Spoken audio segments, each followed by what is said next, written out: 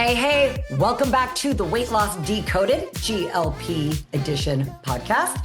My name is Sharon Polsky, and I am your host. I'm also your GLP Fact Fairy. And on today's episode, we are going to talk to Dr. Jason Chiriano. I like calling him Dr. Jason. And we're going to talk about HRT and GLPs. So in a lot of cases, people will start a GLP regimen and it just isn't working for them, regardless if it's semaglutide, tirzepatide, Ozempic, Wegovy, Mounjaro, Zepbound. And it's because they just don't have their hormones balanced. And so it is so good to have conversations like this so you know that you are not alone. Because we hear on TikTok and Instagram, I took a GLP and lost weight in 1 week, which, by the way, we all know isn't true. They may have lost water weight, but they didn't lose body fat in a week because metabolic systems don't work that way. But you see these things, you hear these things, you start to get discouraged. And I don't want you guys to get discouraged. So I think it's really important that we have these conversations with the experts that are actually boots on the ground helping patients just like you. So we are going to have a conversation with Dr. Jason. Also, if you like today's podcast, please subscribe and like and share with your friends. That's really important to keep us alive. Anyway, thank you so much. And let's talk to Dr. Jason. So I am so excited to have, I call him Dr. Jason, on the show today. And we are going to have a conversation about piggybacking HRT with GLP-1s. So Dr. Jason, tell us a little bit about what you do and your clinic. Yeah, so I'm a vascular surgeon, and now I run basically a functional medicine clinic, regenerative medicine clinic, and gotten into a special interest with men's health now as well. So we do anything from HRT to weight loss, gut health, stem cell work for injuries, recovery, degenerative diseases. And now we're kind of focusing on total transformational health. So we're looking at a lot of granular things, doing metabolic analysis, we're doing genetic analysis, and then putting all that together to develop total health plans for patients at root cause sort of level. So we're getting pretty granular with everything. Amazing. What age bracket are your patients? So anywhere, I mean, I would say in general between like 40 and 65. Yeah, but we're starting to see people get into functional medicine now in their 30s to kind of be more preventative, so we don't have to turn to some of these other things. Yeah, I think one of the challenges that I've seen with the younger patients is because they don't have any problems yet. A lot of them, it's hard to get them to buy into the preventative longevity side. A little bit challenging, but so when I treat older patients, they'll end up bringing their younger kids in, or and so yes. I have been able to get more of those patients, and it's great. It's going to be great to follow them, over the long term and see how their health transforms and how they don't develop, chronic diseases and things like that if you can get it early on. That's exactly what I've seen with my coaching clients is that the doctors bring the older patients to me and say, hey, I want you to do this kind of coaching with them. I start coaching them, and then they bring their 30 and 40-year-old children with them to one of their appointments. And then the 30 or 40-year-old children they'll literally say, I don't want to end up like my parents. And that's actually how I got into functional medicine. Was I have 2 overweight parents. My mother really suffered at the end of her life. She passed away about a year before COVID, I remember vividly when she started menopause and every doctor telling her, this is just how it is. And then I remember, and then I hit menopause a year ago, and I was like, I remember them telling my mom this is not how it's going to be for me. And so I had already had a hormone doctor. I had a neurotransmitter disorder. So I was already seeing him. And I just said, look, I gained 8 pounds in less than 3 weeks. I was only eating 1,600 calories. What do we do? And he's like, we got to start with your hormones first. And we have GLP-1s. And now you guys have so many tools in your toolbox that my mom didn't have when she hit menopause many years ago. So tell us about those tools and what you use. Yeah. So, we're doing a lot of different things. So, and I know you and I have talked outside, but of course we use, body composition scanning, and now we've incorporated breath analysis work. So at rest and exercise. So we're getting a lot of granular information around like cardiovascular health, pulmonary health, breathing patterns, and then extrapolating that into how much fat they're burning at rest, how much carbs they're burning at rest, how is that changing with exercise, and then what's their VO2 max, and how can we do lifestyle strategies and diet and exercise and some supplementation and improve that. And so getting to those root metabolic, getting that metabolic information is so important. And then now incorporating the genetics. So we're looking at 146 SNPs, single nucleotide polymorphisms, and then using that information, then integrate into the metabolic health that we're doing, and then developing comprehensive programs around that. And of course, we're using the GLPs, HRT, things like that to intervene as well to get down, on those pieces of the puzzle, making sure those things are optimized as well. So when you're treating those perimenopausal, menopausal women, you start working with them and they come in and they're miserable. We obviously want them to do lifestyle intervention. And that's why people use coaches. A lot of doctors use coaches like me because they just don't have enough staff. But when you start working with those perimenopausal and menopausal women, do you work on the hormone side of it and offer them the GLP-1s, or do you use the GLP-1s as a last resort? So I kind of leave it up to the patient. And some I educate them on the benefits of both. And I think they're both very complementary. And not every woman that's coming in perimenopausal needs weight loss, obviously, but we can talk more about the long-term health benefits of GLPs anyways. Yes. But so I give them the information and I do tell them, like, as a springboard, as we're getting your hormones in check, like we can springboard your weight loss with the GLPs because it takes several months for the hormones to actually take full effect. So, but I look at that as very complementary. Some women don't want to be on the GLPs and they just want to go down the hormone route. And some women just really prefer to be on GLPs and not do the hormones. They're a little bit looking for the quick fix though. And they don't. Yeah, some of them are looking for quick fix. I try. That's not going to work, but. Yeah, and I really, even if they don't want to go on the hormones, like I really still counsel them that there has to be lifestyle changes and, things if you want to get the maximal sustainable effects from the GLPs. I guess bottom line is I kind of tailor it to the patient, right? Yeah. What are the benefits? What other benefits have you seen in your GLP-1s? What were the other benefits that you? Oh man, I mean, it's been crazy. So I've had people's arthritis go away with GLPs. I've seen people stop smoking. I've seen people stop drinking. Me too. I've had clients stop gambling because of them. Yeah. I haven't had that, but that would be great. And then I've had people's brain fog like completely go away, sleep improve. Like it's almost like they're getting benefits of hormones with a different medication sometimes. It's been amazing. Yeah. I've seen it mostly with tirzepatide. Far more with tirzepatide than semaglutide, but I've seen the same benefits. And I've also seen far less side effects from tirzepatide than semaglutide.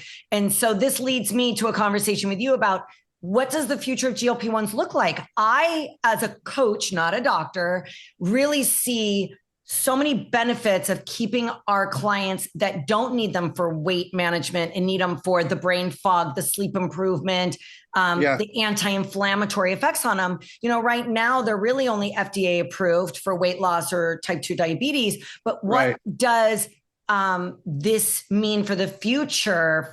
I've also seen them really help with clients with dementia and things like that, or some memory issues as well. Yeah. Do we see the future as being able to use GLP-1s for a lot of these other purposes?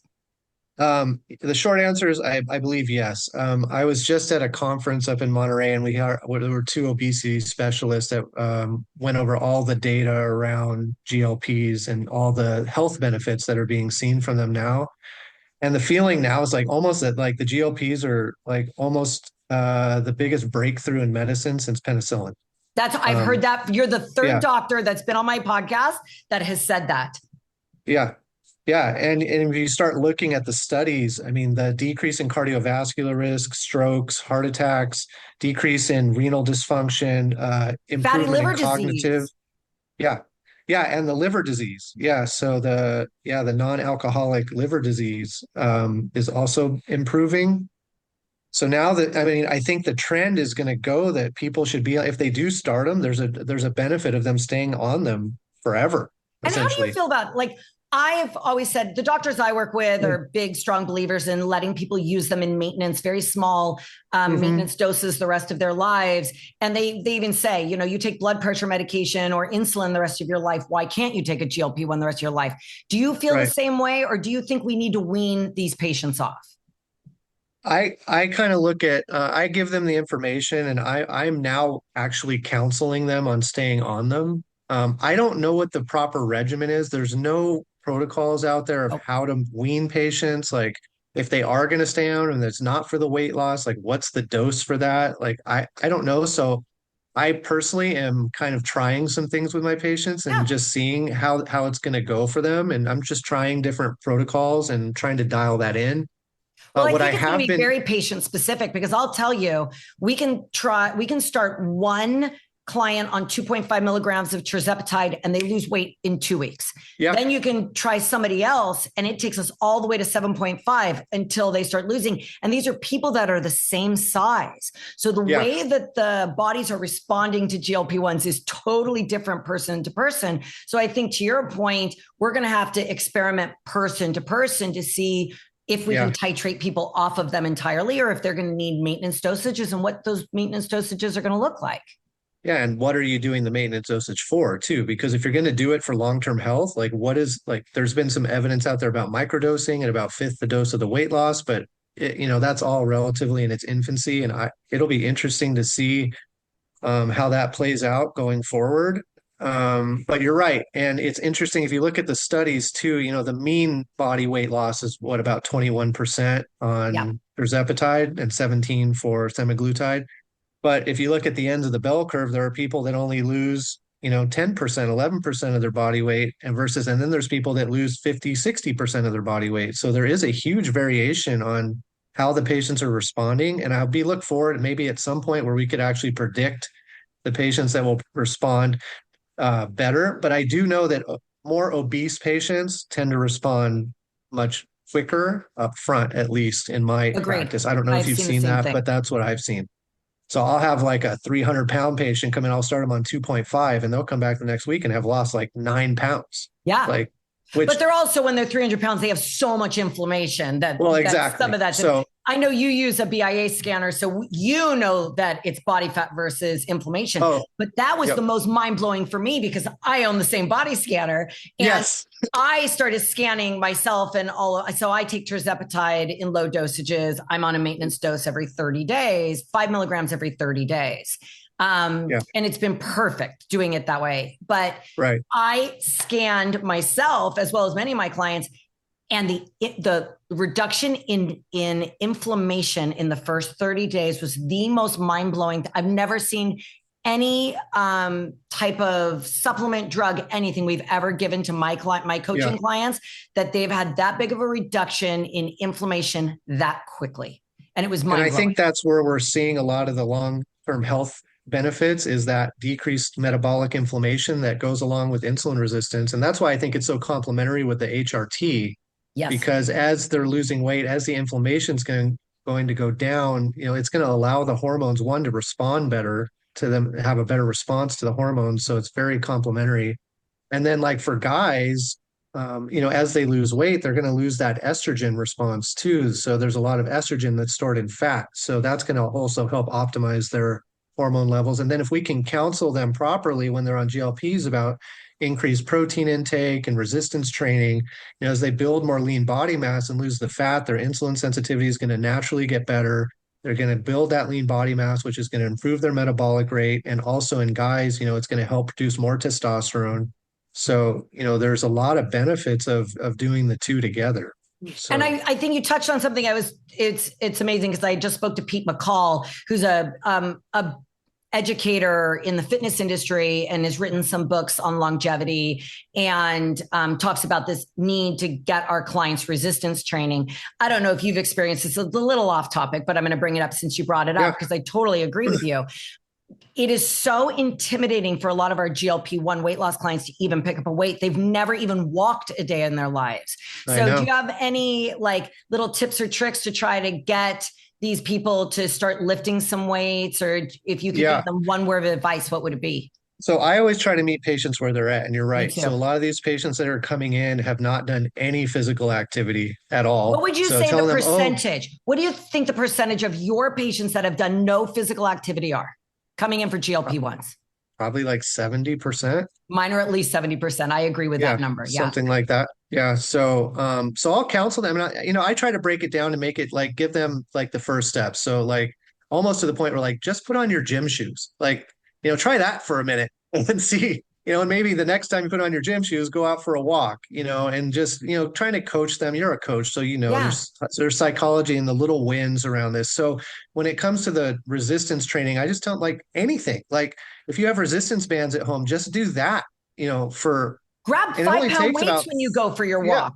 Do yeah, anything. or a milk jug. I mean, anything. Yeah. Like just do something so you start the resistance part of it What because Pete does, which I was brilliant yesterday, he told me this. He has them put a backpack on and put a book in their backpack the first time they go yeah, for a walk. And then a week later, you put 2 books in your backpack. yeah, And then you put 3 books in your backpack. I was like, I don't know how I never thought of that because he and I come yeah, from that's the great. same coaching background. I was like, Yeah. that's so brilliant. You just made a rucksack out of like your kid's backpack that they're not using. It's brilliant. That's amazing. Yeah, so little things like that. So I try to keep them motivated and I think the body scanning, the body comp really helps because if they come in and their lean body mass is dropping, and I've counseled them up front on the importance of resistance training and nutrition and high protein, and they come in, their lean body mass is dropping. I'll ask them like, have you been doing any resistance training? How's your protein? Oh, I haven't been, taking that much protein. Yep. Oh, I haven't done any resistance. I said, well, this is what's happening.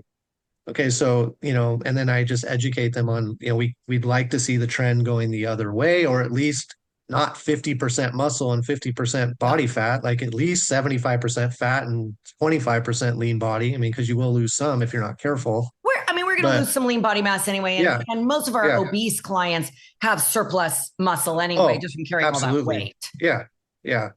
So yeah, I mean, it's just that. It's just really trying to counsel them on the I always little tell people I things. love it when I get a bad body scan on my client. I don't want perfect body scans every time I scan a client because then there's no teachable moment. So I Right. love it when I get a bad body scan on my clients, and they happen, every 3 months. People drop off, they get a little lazy, they are Hmm. uninspired with their nutrition, or they get really busy at work and they don't exercise.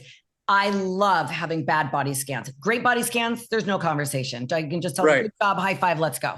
But if Yeah. I get a bad body scan, that's the teachable moment. And I go right back to those 5 building blocks of health and wellness. And the first question is, how has your stress been? And they're like, oh, stress has been terrible. My kid's been sick. Oh, Right. you can't avoid stress, but you got to find a way to mitigate or manage that stress. And then, Yeah. how has your sleep been?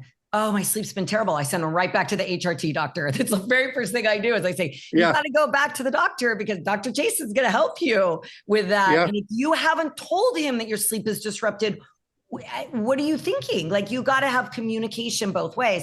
And then the third one is I talk to them about their hydration, especially on GLP-1s. They make you so dry. You got to get that 3 liters of water. And just as a little bit of an aside, 90% of the side effects from your GLP-1s come from not drinking enough water and not eating. And so if I can get 3 liters of water down them every day, they don't have constipation. They don't have an upset stomach. They don't have the hair loss. So those are going to be some of those things as well. And then the healthy nutrition, they've got to have a healthy fat, fruit or vegetables. So they have their fiber and they've got to eat protein 3 or 4 meals a day. And then we got to get them out walking and resistance training. So I love having those bad scans because those are my teachable moments. Yeah, yeah, I feel the same way. I mean, when I have the good scans, I'm like, oh, this is great. But, these are the patients that are going to do well, Yeah. regardless. Yeah, they're going to do So well regardless. Even if they came into me overweight, if I get to scan number 2 and their scans are still looking great, I'm like, this is a patient that's going to not really need that much hand holding. And then I get the one that it takes us 4 months to start getting the type of scans I want to see. I love that because that is the patient that really needs me. They need the coaching and they need all of that. yeah, Oh, Are you absolutely. using coaches in your practice? Or are you really doing a lot of the coaching yourself? I've gotten very much into coaching. I really It's fun, enjoy it isn't it? myself. Yeah, I find it very rewarding to have those conversations and be the accountability partner. And so I like the fact now that I'm combining the medical with the coaching, and I feel like it connects me with the patients more too. Yep. And they trust me more because I'm not just a doctor that's telling, oh, go do this, do this. I'm actually developing plans for them. And, it's been really great, It's so so. fun. My HRT doctors will call me and ask me for like, well, Sharon, do you think I need to raise their terzepatide or you want me to keep it where it's at? They'll ask me and Oh, I'll really? say, yeah. And it's funny because you get such an intimate relationship with people when you coach them. And I'll always say, this is the trend that I've seen. This is what the data is showing me. And this is what they are personally telling me. Because they'll tell Right. me things that they don't always tell their doctor. And so, Right. and I take copious notes and I'll send my coaching notes to the doctors and they add it to the medical record. But Hmm. I just got so lucky that I was already working with the HRT doctors on the coaching side when GLP-1s became popular Yeah, that's because very fortunate. yeah, they walked me right in, which was amazing. I got So really what percentage of your patients are on HRT that would you say they're on GLPs? I mean, is it 75%. So I have some okay? that are young, and so they're GLP-1 only, but I've also found the young ones that are GLP-1 only patients really can't even afford a year's worth. So it's not really worth us putting them on it. I have very strict conversations with them up front that say, this is a minimum of a 1 year commitment. And that's what the data is telling us. Like when we look at the Hmm. terzepatide data, 90% of the weight loss happened over a 1 year period. And Yeah, it it was was 1 year. at the end of the year. So we know if people stick with it, they'll hit their weight loss. But this is not a 3 month quick fix magic shot, which is like, I feel like the people that are selling that, they're just selling it to make a dime. But when I coach, I really talk about that up front of like, this is a 1 year commitment. Make sure you have your budget in order, but you're going to save money on eating out. You can't drink alcohol while you're on them. So you're going to save money while you're eating out and drinking alcohol. And that will pay for your monthly GLP-1s. So I Right. have some young ones that come to me. Now, I do have some young ones that have PCOS, undiagnosed PCOS since they were 12 years old, and they're now 18, and they walked right into their gynecologist's office and said, I don't want to be like this anymore. I watch what I eat. I do eat healthy. And what's really interesting to see now is that the traditional gynecologists are not saying calories in and calories out anymore. And they did up until 3 or 4 years ago. So we know that GLP-1s have helped change the narrative around the way we treat obesity Right. patients. And I love that because now the research is coming out that there's probably a good chance that they have insulin resistant PCOS. And now these Hmm. doctors are looking into that, fibromyalgia, Hashimoto's, where they weren't looking at that prior to GLP-1. So now I would say most of my clients now, 75% are perimenopausal, menopausal, even some in their late 30s are still perimenopausal. So they're piggybacking HRT with GLP-1s. Then I have this younger group that 25% are not piggybacking HRT, except even in some of the younger ones, we found that their testosterone, even in women, the male testosterone is unbelievably low Oh, in yeah. that 25%. And the free testosterone in the women of that age group is incredibly low, well below average or normal. Yeah. Yeah. I think that's great. I mean, the hormone piece is so important and it's often ignored. And that's what makes it really frustrating about the patients that come from the med spas and they're getting their GLPs $199 a month, and there's like no counseling, there's no, health intake, Mm-mm. there's nothing, and then they come in and they're like, I'm not doing well on these. I don't feel good. Like, and they've lost a bunch of muscle by the time you scan Yeah. them. And and it really hurts the public's perception of the GLPs too, which I don't I also like. think a little bit of it is the consumer. I'll beat up the consumer a little bit. They go onto Groupon and they're looking for these Oh, yeah. $49.99 deals from these telemedicine companies. Now, I work for a telemedicine company who I dearly love and adore, and I'm a coach for them. And every single one of their patients is given coaching and it's included Yeah. in the price of their medication. And they do not mark up the cost of the medication for the coaching. It's all included, which is very rare. But I do feel like there's enough about GLP-1s in the news today that you as a patient should not be thinking that I'm just going to take a shot and lose weight. I think that the consumer going on to Groupon and trying to get deals on medication coming from compounding pharmacies is a really bad idea. Oh, absolutely. Absolutely. But that's a whole different topic about the psychology of the consumers and the Yeah. quick, instant gratification mentality of our culture. And so, yeah, as you do, like working with the patients that are really committed to kind of transforming their overall health, Yeah. and using GLPs as a treatment to help with that. And including the lifestyle intervention piece. And Yes. you and I talk about lifestyle intervention all the time. We go to all the conferences and talk about lifestyle intervention.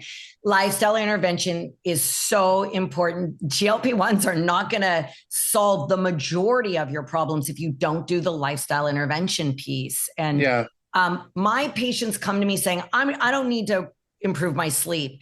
And then they get on GLP-1s and then they come back to me and say, you were right about the lifestyle intervention piece. I was wrong. And I love hearing that, because once they just start just chipping away, they don't need to make big, like you were saying, meet them where they're at. It's those small wins. Once they start making small win after small win after small win, they want bigger wins and bigger wins. And they are less about weight loss and more about longevity the longer I get to work with them, which is my love language. Oh, yeah, absolutely. Yeah, it's great to see the psychology change once they start getting into it, So. And I think the GLP-1s for me, the biggest takeaway for me from GLP-1s is the psychology of weight loss. We stopped for the first time in my career. I've been a weight loss coach for 30 years. And the first time in my history of my profession, we stopped blaming the client. So people say, and that's why I get so angry, why I work in the medical industry and I don't work in traditional fitness industry anymore, because I got so angry with how dogmatic these coaches are, like Jillian Michaels, that are spreading all of this misinformation about GLP-1s, when if they would just embrace it, we could help. 43 to 48% of the adult population in America is clinically obese, BMI of over 30, and 99% of them are over fat. 1% of it, less than 1% are over muscle. So we know that we have a massive obesity epidemic. And if we would all just work together, we could change the stigma and the way we treated people and help so many more people lose weight if we all got together. Absolutely. And I just want to comment on the BMI piece of that, because BMI is so outdated now. BMI does not. So body composition is actually a better predictor of health than actually BMI. 100%. And so everybody's still, most people still rely on BMI. Well, BMI was developed when there wasn't technology to look at body composition, right? So that's the best we had. So, so my point is there's probably even more people that could benefit from GLPs, because even though they may even be normal weight with a normal BMI, their body comp may not be ideal for longevity, meaning that their body fat content is too high. So their normal weight obesity. And so those are the people that are even further overlooked and develop chronic long-term problems, because I'm skinny, I'm fine. My BMI is fine. Well, no, maybe it's not fine. No, and it is not 25. fine. I will tell you, I have clients that come to me. They know that they are fat. They'll say to me, I am fat. I can look at them. They are fat. And their BMI is not over 30. And they have no other health, underlying health conditions. So I can't even get doctors to prescribe them, because doctors are so afraid to use GLP-1s right now off label, because there's so much pressure on them. So, but I can look at the client. I know I don't even have to put them on the body scanner. I know their body fat before I put them on a body scanner. Then I put them on a body scanner and they're like, I really want a GLP-1. Now I have some doctors that I'll shoot them to, like you and Dr. Lester Lee, and those that are using GLP-1s off label. They don't care. They're like, I want to help people. So I push them out to you guys. But really, if most people with a normal BMI, it's going to be very hard to find a doctor that will prescribe them their GLP-1s. And it's a massive missed opportunity for longevity and just basic health. Yeah.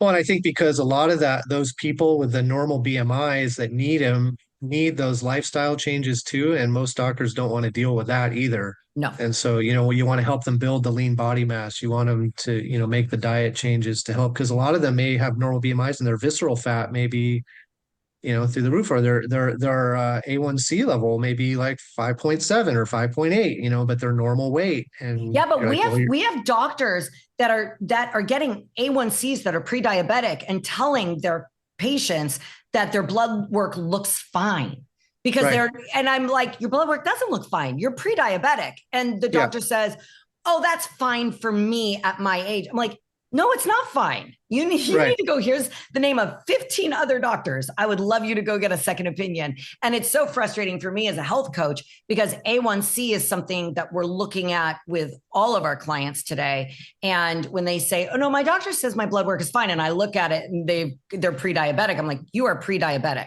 We Yeah. could fix this now without a GLP-1, without insulin, without anything. Yeah. By the time you become diabetic, it is too late for me to help you. So we got to do it now. Well, I mean, even further, I had a patient the other day who had a hemoglobin A1C of 6.9 or almost, I think it may have been 7. And I said, well, what are they doing? Are they going to treat you? They said, no, my doctor told me he's going to wait till my hemoglobin A1C goes up to 7.5 before they do anything for me. And they're not even recommending lifestyle intervention. Nothing, like that's what's nothing. even crazy. They said, nothing. I said, they told you to do nothing and just wait. I'm like, that is not okay. I said, that not is okay. ridiculous. Yeah, it's not okay. Yeah, and then the other one is they're going to give them insulin, which then is going to make their obesity problem worse. And it's going to make them more insulin dependent. They're not going to give them a GLP-1 because the insurance companies are still not paying for it. So we have to wait until you become so insulin dependent that we have to give you insulin, which is going to make you more insulin dependent, which is going to make it nearly impossible for me to reverse your type 2 diabetes. And that's so frustrating for me as a coach and somebody who's really dedicated my life to this, my adult life to this. And I'm like, I get no help from those doctors. And you know this, traditional medicine is takes your insurance. Typically, doctors like yourself, it's too difficult for you to take insurance for what you do. And it costs these patients quite a lot of money, except their labs are still run through their insurance and stuff. I'm telling you, if you are not well, if you don't feel well as a patient, you need to search out doctors like Dr. Jason and even though you got to pay out of pocket, you got to do it because it will save you money through your long-term medical costs if somebody catches it early. Traditional doctors are going to say, your blood work looks fine, everything's fine. If you don't feel right, it's not fine. There's something going on and they don't know what to look for. And I suffered from that for 5 years before I competed in bodybuilding, in fitness. And it wasn't until I prepped for a competition and I got super, super low body weight, body fat. I was like 8% body fat to step on stage right after we had my blood work run just coincidentally, and we saw it all. But had my body not gone through the stress of competing, we would have never seen it. And doctors would have kept telling me I was normal, and I wasn't normal. And I knew I wasn't. I knew I wasn't normal from the age of 12 years old. I knew I wasn't. Yeah. Well, I had the same experience. And I think all of us in this space, or a lot of us in this space, have our own personal connection with health and wellness and our own stories. So, I was at one point back in 2016, like 240 pounds. I was pre-diabetic. I was on 7 medications. And you're a doctor. And I was a doctor. Well, I was I wasn't attending at that point, but I was working like 120 hours a week. I was not taking care of myself at all. But my doctors did no coaching with me. They did nothing, and it wasn't until I went to a nurse practitioner who at that point, I guess she even called herself like an integrative nurse practitioner, which back then wasn't that common. She got me on track and like I was able to get off all of my medications. I'm not insulin dependent, or I'm not insulin resistant anymore. I had thyroid Hashimoto's. I don't have that anymore. But it wasn't through any help of any traditional healthcare system. I can tell you that much. No. And I will tell you with my Hashimoto's and my fibromyalgia clients, 9 times out of 10, they're misdiagnosed. And because they're going to a traditional endocrinologist because they don't want to spend the money to see a doctor like yourself. And even if they do have Hashimoto's, the way we're treating Hashimoto's, again, I can give a GLP-1 to a Hashimoto's patient, and they are far more successful than the traditional Hashimoto's medications that they're taking. Well, Hashimoto's is usually just a symptom of something else going on in the body. Correct. And a lot of times it's from the gut, but but the GLP-1s can we have other peptides that can help. I won't go down that rabbit hole because you and I can talk exactly. and all of that until the cows come home, and I'm so passionate about it. But so Dr. Jason, if you had one word of advice to give the people that watch our podcast as it comes to HRT and GLP-1s, what would it be? One word? No, just one word of advice. Like, I think I would echo what you say. So, patients, you know your bodies. When you go to your doctor and you tell them you're not feeling well, and they say, "Oh, you're just depressed," or it's all in your head. Aging. Women are told head. this more than men, but we are told that it's all in our heads. Yeah, men though, because I have a men's clinic, I see it from the guys all the time. They come in and they're tell their doctors they don't feel well, they're gaining weight, they're not sleeping well, they're grumpy, and their doctor says, "Oh, you're depressed." They put them on antidepressant and they send them on their way. So and then all the antidepressant does is make them stop caring that they're fat. Exactly. It just numbs them to everything. And they also get the side effects and even the sexual side effects, which just makes everything like much worse. And that's for men and women. Both have those same cascade of side effects that is not fun. Yeah. So, if you feel that something's not right, and you need to find a doctor or a health coach or somebody that's going to listen to you because you're not crazy. There's something not right, and you need to find out what it is and get it in the right direction before things get so bad that now you have this chronic health condition. And the other thing I would say is one thing, and be willing to pay for that. So that's where I was going to go with that. On the financial side, what I do with my patients, and I try to get them to look at their problem from a different lens financially, because they may come in with a problem that in their mind is a $2,000 problem. But really, it's probably like $100,000 problem, because if it goes on, they're going to not only have more healthcare expenses, they're going to have problems with their job. They may have to miss work, out of work, all the other expenses that come with chronic illness that are on the back end. So when I'm telling them that it's going to be X amount of money, I'm like, this is a fraction of actually what this problem actually is worth to solve. And that's what people need to realize. Like, if you have a problem with your car, it's a transmission. It's better to pay $5,000 to get the transmission fixed than have it blown. You got to buy a whole new car for $50,000. Yep. Right. 100%. And so that's where I try to educate them and get them to change their philosophy on what it means to invest in their health. And I think health is one of the best things that you can invest in, because it ripples into everything, whether it's relationships, your business, your children, level, leisure, and your children. You and I deal with a lot of moms and dads too, because of our age demographic. If you take better care of yourself, your children will learn to take better care of themselves. Yeah. And always put your oxygen mask on first, right? Yes. I mean, 100%. I always tell people, if you don't advocate for yourself, your children are not going to advocate when they become adults.